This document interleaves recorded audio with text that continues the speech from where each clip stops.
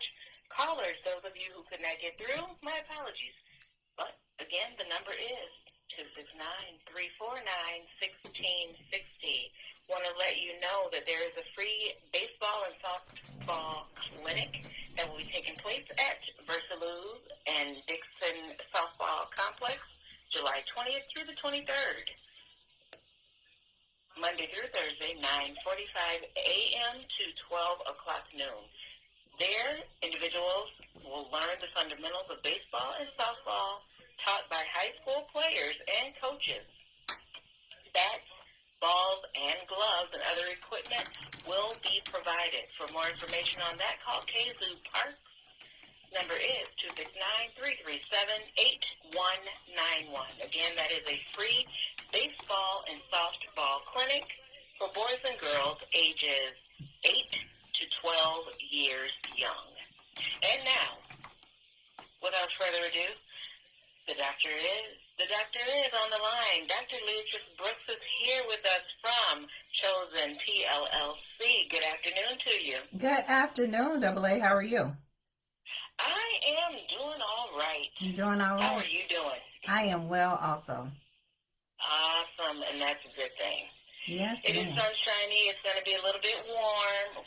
If it's not blazing already in the 90s, I do believe. That's what I heard. I'll be out there in a minute. Check it out myself. Okay. So today we're going to have you talk about wonderful stuff, effective communication of foundation, how to engage and change around racism. Yes. Ooh, my goodness. So I changed it a little bit. It's productive communication of frustration. Yeah. Wow. Yeah. Productive communication of frustration around, and how to engage and change in racism, around racism, through racism, stop racism. Look, I know, right? Lots of words you can put in there. Yes. And we also, we got somebody else on the line with us.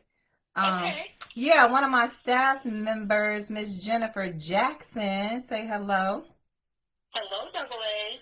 Hey, Miss Jennifer, how are you? Hi, I'm doing great. I'm sitting under a fan, so I'm feeling good. Hey, that's a wonderful thing and much needed. Yes, I know.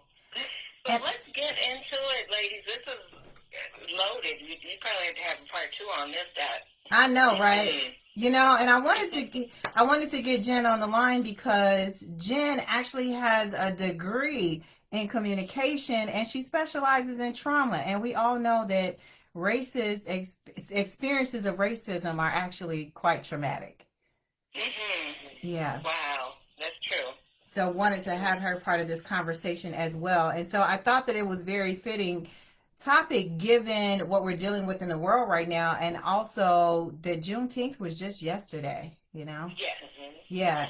And so it's fresh on people's minds, and I feel like in the climate that we have right now in the world around racism, we have a great opportunity to make some change happen, but we have to be intentional and strategic with the things that we do. Otherwise, the message will get lost in some of the other stuff that's happening. You're absolutely right. And we don't want to lose let's roll into it, and you know, I've gotten used to it, and you've let me know you have points. I do, because I was like, last time I was like, oh, we gonna free flow. You was like, nope, I need a point. Give me one or two, come on. Yeah, I know, I got you. And you know what? It was funny because actually a couple weeks later, I was having a conversation with somebody and they was like, yes, pivot, yes, that's what I needed to hear. And I was like, see, that's why we got Dbl A asking for points, because we need them. Easy to remember. Easy to remember. It's just a permanent fixture now. Gotta have it. Yes, ma'am. Yes, ma'am. So the first one, when I think about how to create change, is to resist. And what I mean when I say to resist is resist this space of really wanting to act out of emotion. Okay. Because the first thing that comes up when you think about, especially as a Black person, when you think about racism and you start to think about your own experiences of racism, or someone says something that's racist or insensitive, you want to say something, you want to do something, you might become enraged. And so we have to resist our first reaction of just acting out against someone. Yeah, Yeah. that's good. Yeah. Because, And go ahead. one of the first things that happens with us humans when we're in a situation where we want to lash out is we exhale, and we just lash out on that exhale without taking in a good breath. And so one of the things which breathe and I can't breathe has a whole different meaning right now, but remembering to stop and take a breath so that the oxygen can get to our brains so that we can engage in that conversation, including our emotions, but not led by our emotions. That's good. Yeah. Yeah. And part of that is also, and part of what helps you to resist is sometimes you really just have to put the social media or put the TV down. I know that I had a moment where I was on Facebook and I saw a comment and I had to breathe, as Jen would say, because it was about to be one. And I sat there with the phone in my hand for about 5 minutes, like, do I jump in on this conversation because they're being totally insensitive and not understanding the issues at hand, or do I just put it down and make a different decision? I had to resist my own emotion and my initial reaction, because reality is, when you want to lash out at someone in anger, it's because underneath the anger, what you really feel is hurt. And so we need to connect to our hurt. So when we connect to hurt, it actually causes us to slow down a bit versus lashing out in anger. If we can connect to it, right? Yeah. And that also brings up knowing the right time and place to have that kind of a conversation. I also came across something on Facebook, and I started writing, and I thought, okay, I don't know this person. It's a friend of a friend. Maybe, all of those things start going through my mind. I want to tell her that she's not doing it. I thought, okay, well, that's probably not the best time or place or way that I want to have a conversation, maybe private message or whatever. And we tend to forget that in our everyday relationships as well, that finding the right time, the right place, when you're in the right space, that's when you have those conversations. And that if we lead with that, just kind of checking our own perception of, is this the right time, is this the right place, then that will slow us down a little bit and give us a chance to get some oxygen. All right. Got to keep that in mind. Always allow the full intake of oxygen to come in and not just rush and be ready to lash out. Yes. And that way we'll be able to connect with our emotions to resist the opportunity or the possibility of an argument. Absolutely. Because here's what happens. Even if you have a great point that you're making, the moment that you start to argue with someone, they become distracted by the fact that you're arguing. And they're no longer listening to the point that you're actually trying to make. So then it's almost like a self-sabotaging behavior. Like, I want you to hear me, but they can't hear me over my anger or over the way that I'm expressing it, which it can be frustrating, because reality is there's a lot of intensity of emotion that goes along with experiencing racism. And it's I know one of the things too that comes up is sometimes that people looking in, they think that because you have degrees, because you have reputation, that you're exempt for racism. Absolutely not. The requirement for racism in America is being Black, period. That's it. And with that being said, we're going to go away and pay some bills. We'll come back on the other side of the break. And I don't care if you have a doctorate, a master's, 3 masters, 4 doctorates, and all other certifications along the way. Racism is racism, and the only qualification, as Dr. Brooks says, is being Black, period. Keep it locked right here on The Touch. We'll be back in just a few moments.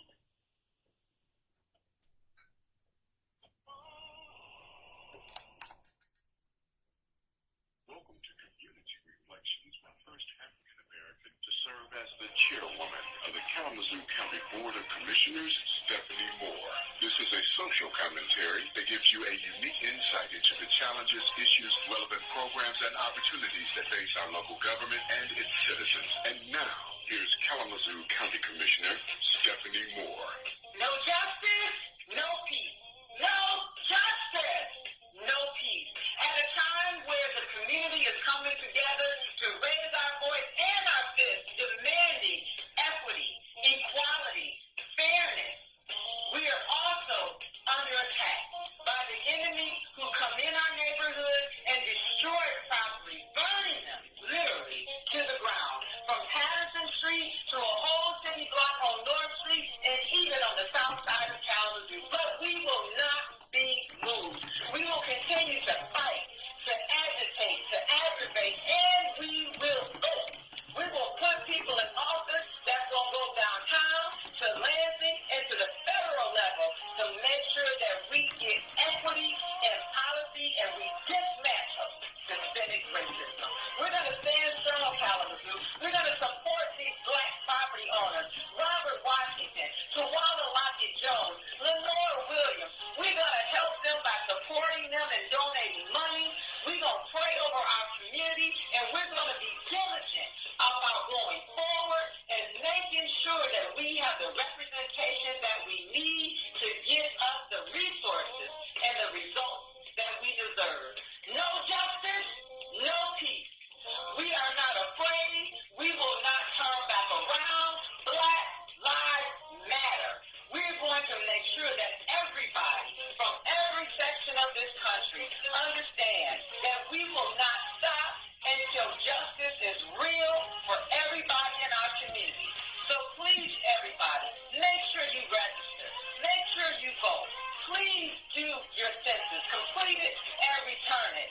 And make sure you support the people that are running for office that have our best interests in mind, to bring the resources, to bring the policy, to bring the community together so we all can get through this together. You've been listening to Community Reflections with former Kalamazoo County Chairwoman Stephanie Moore. Please send your questions or comments to Community Reflections, 4200 West Main, or email your response to grobb@mwcradio.com.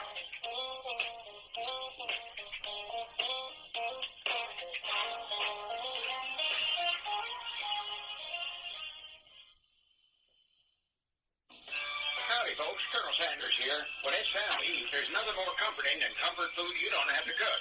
So get a $20 fill-up from KFC. Choose from 8 pieces of original recipe, extra crispy chicken, or 12 tenders. It comes with all the fixings to feed your whole family. Order ahead at KFC.com.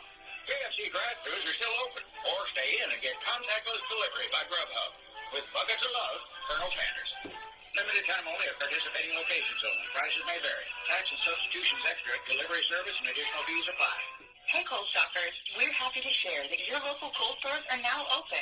As we move forward and begin reopening our doors, we want you to know your safety is our top priority. We're committed to a cleaner, safer shopping experience and are taking extra precautions in every store so you can shop with confidence. Providing you and your family the things you want and need at prices you can afford is the reason we're here. And it's the reason we're so grateful to be able to say, welcome back. For more details on store reopenings and our new safety measures, please visit Kohl's.com/reopen.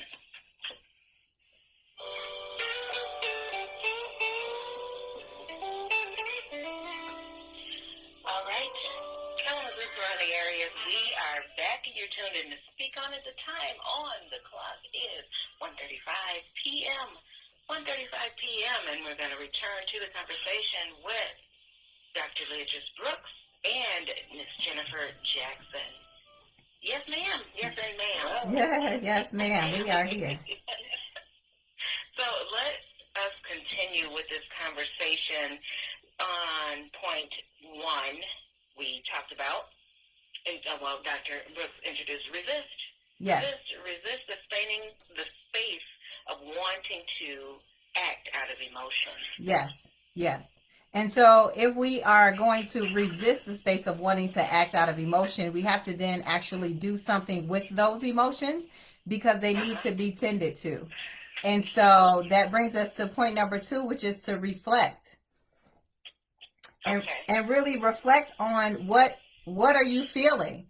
And Jennifer started talking about, being able to connect with people who are actually able to provide you with support, because everybody is not able to provide you with support because they don't get it, and sometimes we have unrealistic expectations from people about what they can do.